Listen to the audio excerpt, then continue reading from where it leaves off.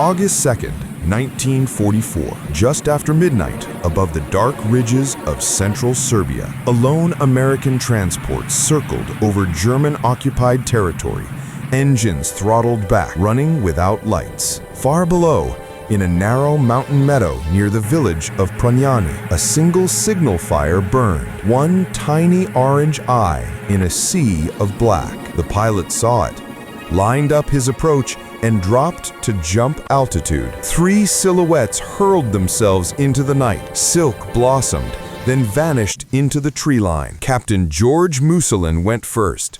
29 years old, Serbian-American, born in New York, raised in Pennsylvania. College football at the University of Pittsburgh, national champions in 1937. He'd played pro ball in Chicago, St. Louis, and Pittsburgh. Big, powerful, unshakable. He spoke fluent Serbian, and now he wore the badge of the Office of Strategic Services, the OSS, America's wartime intelligence service and the forerunner of the CIA. Master Sergeant Michael Rajacich followed.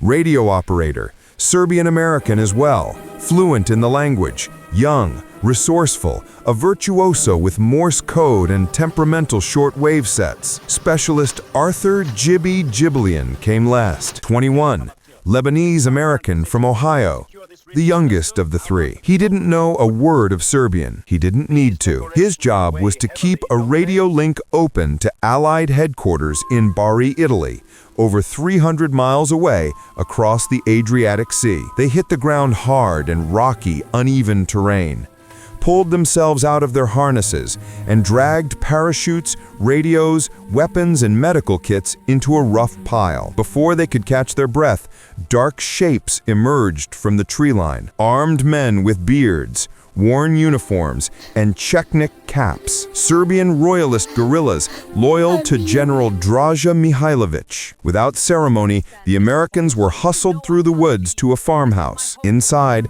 by the light of an oil lamp, their host waited. Mihailović was 51, his gray beard trimmed close, his eyes sharp and assessing. Before the war, he had been a colonel in the Royal Yugoslav Army. Now, he commanded the Chetnik resistance, fighting the occupiers since Yugoslavia had fallen in 1941. For 3 brutal years, his men had carved out pockets of free countryside, while the Germans clamped down on the cities, roads, and railways. He greeted Musulin and his team through an interpreter. "Your men are safe, all of them.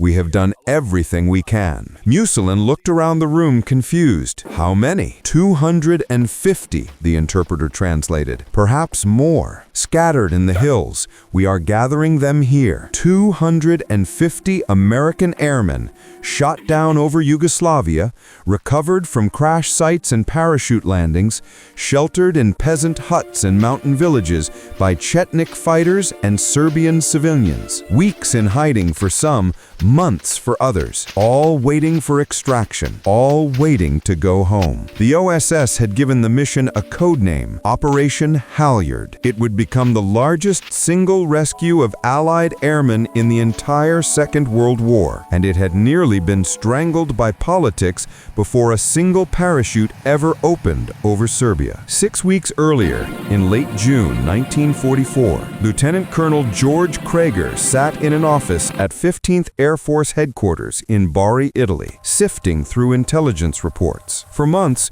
American B-24 Liberators and B-17 Flying Fortresses had been flying deep into Eastern Europe to attack the Ploesti oil fields in Romania, Hitler's primary fuel source. The raids were wrecking German petroleum production. They were also killing American crews at an alarming rate. Ploesti was roughly a 1,500-mile round trip from Italy. The bomber routes swept across Yugoslavia, where German flak batteries and Luftwaffe fighters infested the sky. Dozens of bombers were shot out of formation every week. Every downed aircraft meant up to 10 men falling into enemy territory. Pilots, navigators, bombardiers, gunners, engineers. If they survived the explosion, if their chutes opened, if they weren't cut down by German fighters as they descended, they still dropped into occupied land. Most were rounded up within hours, sent to POW camps like Stalog Luft 3 or Stalog Beta 17B, if they were lucky. Others vanished into Gestapo cells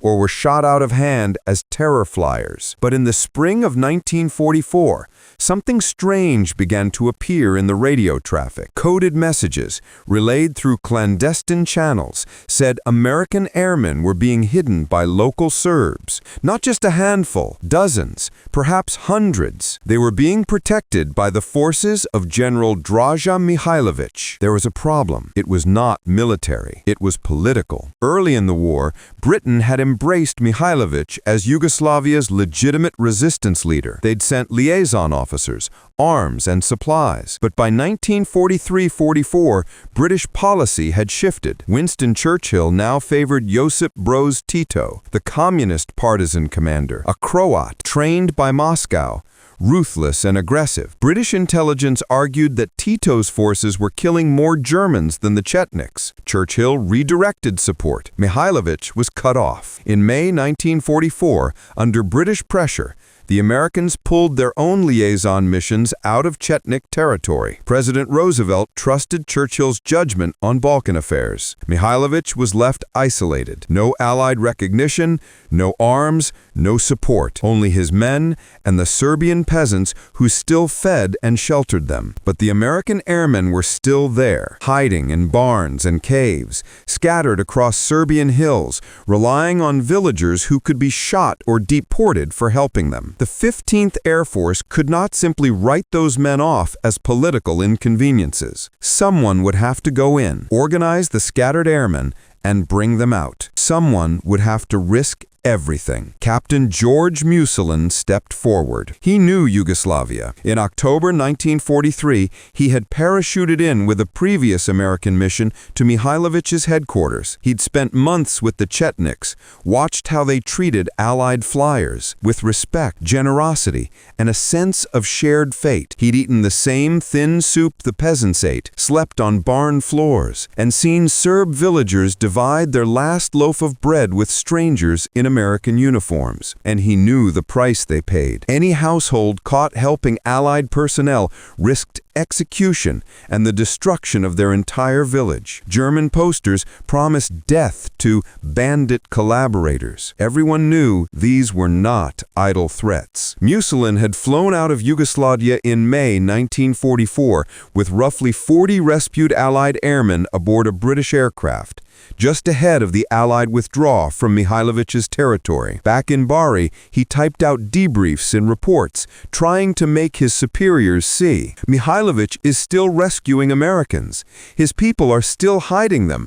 They are waiting for us. We can't just leave them there. His commanders were sympathetic. The British were not. Supporting Mihailović again would enrage Tito and jeopardize relations with Yugoslavia's soon-to-be ruling faction. London argued that any rescue mission might be seen as a political endorsement of the Chetniks. They wanted Mihailović sidelined. The Americans needed British cooperation and aircraft in Italy. Doors began to close. So Musulin did something OSS officers are famous for. He went around the system. He brought the case directly to OSS Director, Major General William Wild Bill Donovan. In concise, furious briefings, Musulin laid out the facts. Hundreds of American airmen trapped in Serbia, shielded by peasants who could be massacred when the Germans finally found them, and a resistance leader Britain had decided to abandon. Men would die, not because they'd been beaten by the enemy, but because bureaucracy didn't want to be embarrassed. Donovan carried the argument straight to the White House. He told President Roosevelt about the downed American boys, about Serb villagers hiding them in barns and cellars, about Mihailović's men who had been feeding, guarding, and moving them for months without a single American rifle, bullet, or ration in return. Politics, Donovan argued, could wait. The airmen could not. Roosevelt